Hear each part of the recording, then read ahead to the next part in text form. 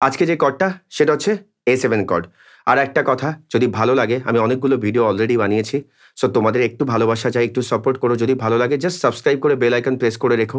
ভালো, ভালো নোটিফিকেশন ভালো, ভালো ভিডিও যেগুলো বানাবো সেগুলো নোটিফিকেশন তোমরা পেয়ে যাবে।